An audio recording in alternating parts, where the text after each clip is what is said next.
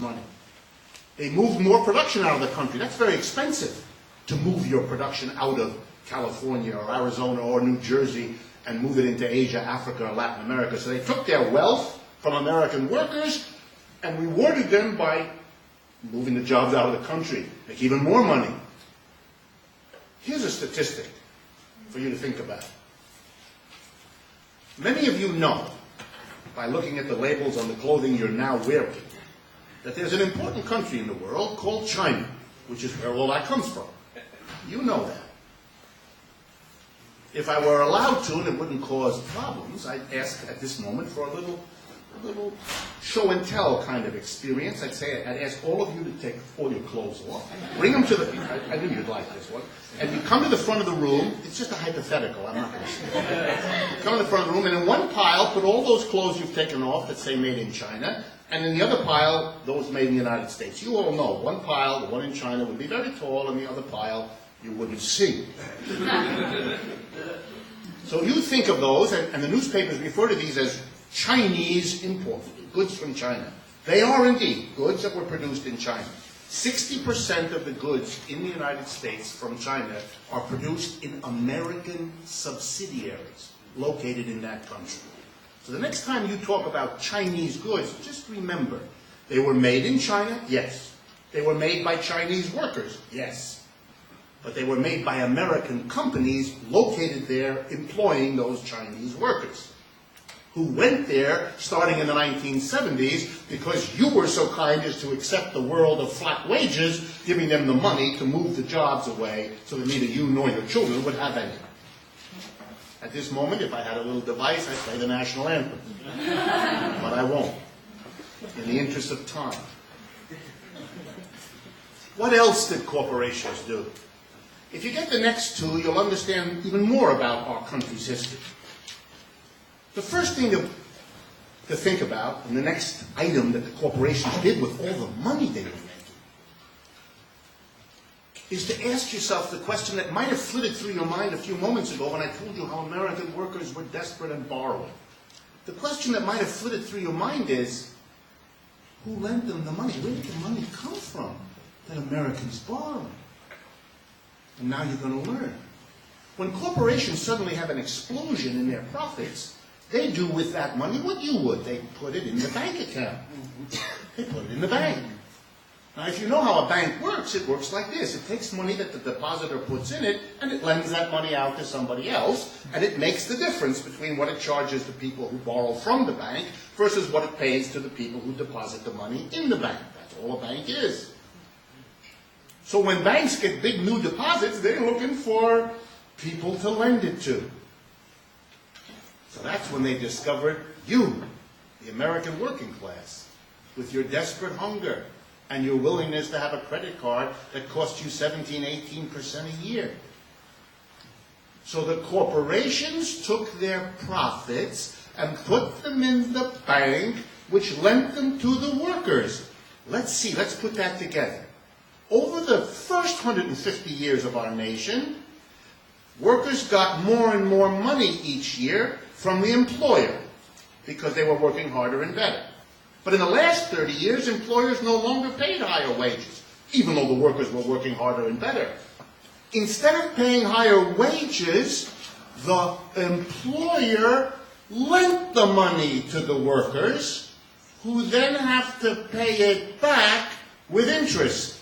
At this point, I should play the national anthem again. Do you understand? It is the dream of all employers. Instead of paying my workers higher wages as they become more productive, I lend them the money which they may have to pay back with interest to me, which is certainly more attractive than paying them higher wages, wouldn't you say? Wow. And you're surprised that the gap between rich and poor in America gets wider? What in the world could have happened? That the American working class accepted this arrangement. If our forefathers and mothers were alive, they'd be yelling at us. Are you stupid? They would say. What are you doing? You accept no rising wages and instead Alone at 17%? You're a moron. Our worst fears about you have been realized. Last thing that was done with the wealth. As American working class families had to work longer hours, were more stressed for the emotional reasons I've talked to you about, were more freaked out by the level of debt, they turned inward on themselves. They pulled away from participation in community activities. If you're interested in that, there's a wonderful book written by a very middle-of-the-road sociologist at Harvard named Robert Putnam. Famous book with the funny title, Bowling Alone.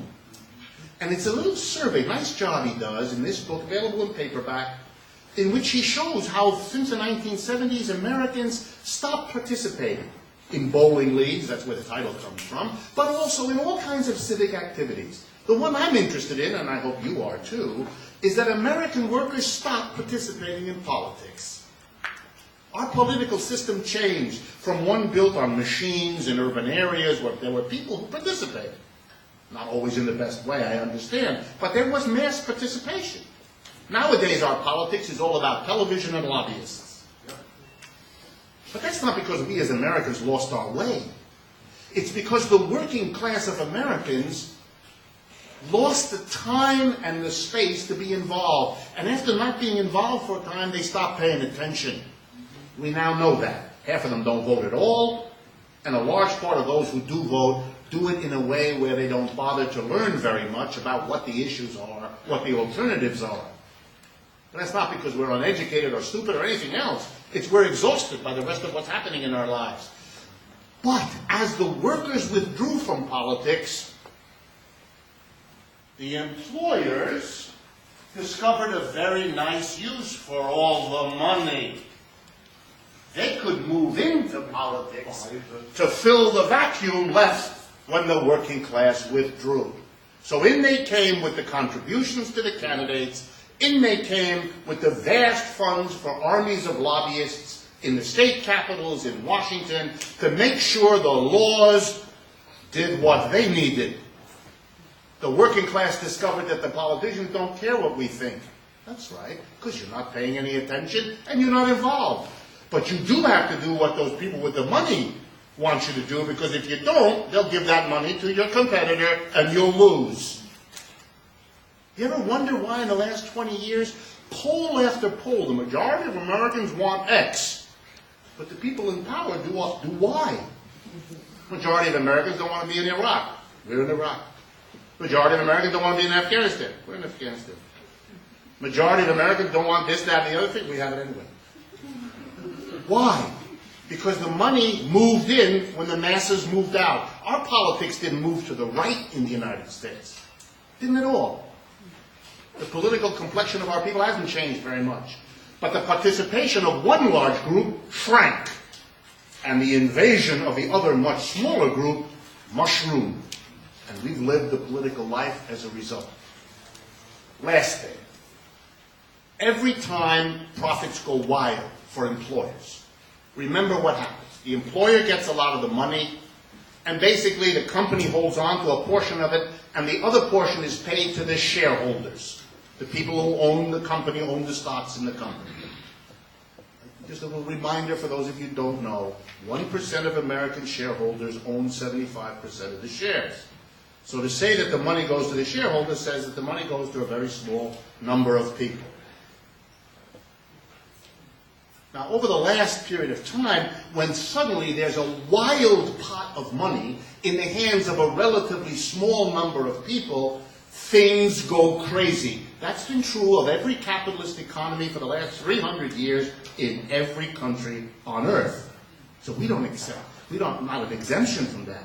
So our wealthy, who suddenly became wildly wealthy, were running around trying to figure out what to do with the wealth. I know this may be hard for some of you. If you don't have it, your big problem in life is to get it. Well, I got news for you. Once you get it, your big problem in life is how not to lose it. Yeah. And so you worry about how to invest in it. Yeah. So you need help, since you're just an employer. You don't know about investing money. So a whole new industry developed in New York City, above all else, to help rich people hold on to their money by investing it profitably. The specialized new kind of company that did that is called a hedge fund. That's all that that is. And these companies began to come up with clever new investments all over the place. And people got hysterically excited. We saw the first part of that in the 1990s when wealthy people started bidding up the prices of shares of stock.